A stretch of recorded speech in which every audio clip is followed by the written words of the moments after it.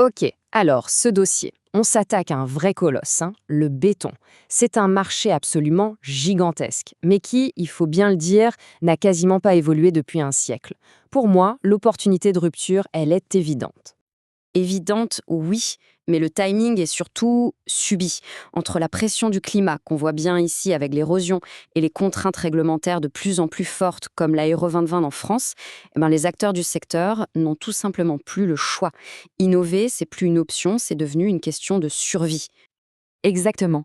Et là, attention, on ne parle pas d'un petit ajustement. Les problèmes de cette industrie sont profonds, structurels.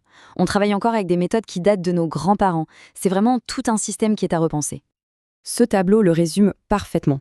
Regarde un peu les points de douleur, le coût absurde du coffrage, le gaspillage de matière qui est juste monstrueux, la pénurie de main-d'œuvre.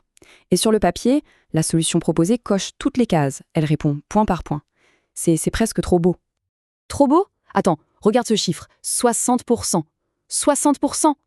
Le coffrage, juste le moule temporaire, peut bouffer plus de la moitié du budget. À ce niveau, ce n'est même plus de l'inefficacité, c'est une aberration économique complète.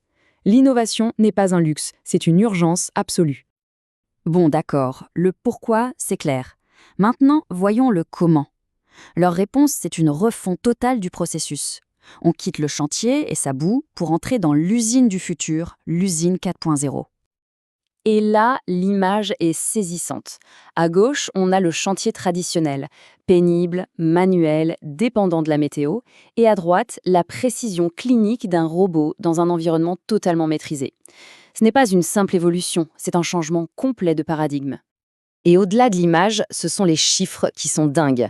Le dossier annonce jusqu'à 70% de matière en moins. C'est colossal, tant pour les coûts que pour l'empreinte carbone. Moins de déchets, beaucoup moins d'eau, et surtout cette liberté de forme qui doit faire briller les yeux de tous les architectes. Oui, mais attention, tout ça, c'est pour la partie extrusion robotisée, une technologie qui est déjà assez mature. Or, le dossier met surtout en avant autre chose, leur fameuse arme secrète. Et c'est là que, personnellement, je commence à avoir de sérieux doutes sur leur capacité à passer à l'échelle industrielle. Ah, l'impression en suspension. Alors là, le concept est génial. Au lieu d'imprimer couche par couche en luttant contre la gravité, ils impriment directement dans une sorte de gel qui soutient la pièce pendant sa fabrication. En gros, la gravité n'est plus un problème. On peut imaginer des formes totalement folles, des structures en treillis 3D, des choses qui étaient tout simplement impossibles à faire avant. C'est là que le rêve se confronte un peu à la dure réalité. Le potentiel est infini, d'accord? Mais concrètement, comment on gère des piscines de gel sur un site de production? Comment on récupère et on nettoie les pièces? Le passage du labo à l'usine me semble être un gouffre.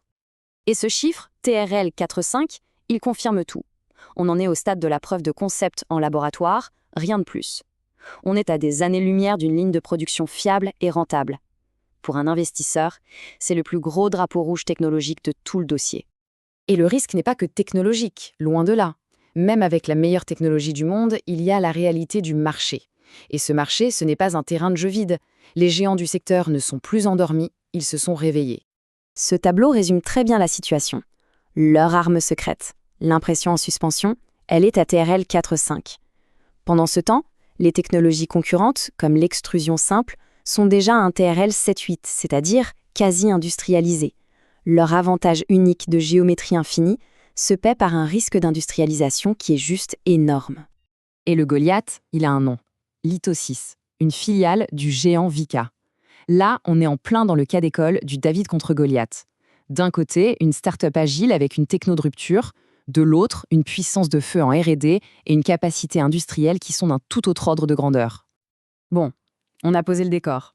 Si on devait synthétiser tout ça pour un comité d'investissement, quels seraient les points clés à retenir? L'opportunité face au risque. Faisons le bilan. Pour moi, le point de départ, ça reste l'opportunité. Ce chiffre, 8%. 8% des émissions mondiales de CO2, c'est le béton. C'est le problème de fond. Toute solution qui arrive à grignoter ne serait-ce qu'un peu ce chiffre s'adresse à un marché absolument colossal. C'est l'argument cleantech massu. C'est un argument très puissant, c'est vrai, mais les projections de revenus me refroidissent quand même pas mal.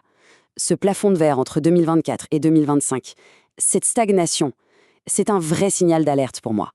Est-ce qu'ils ont un goulot d'étranglement en production ou est-ce que les clients ne signent pas aussi vite qu'ils l'espéraient? Il y a un loup quelque part. Donc, si on résume, côté pour, on a un marché gigantesque, un problème évident et une technologie de base, l'extrusion, qui est solide et qui a déjà fait ses preuves.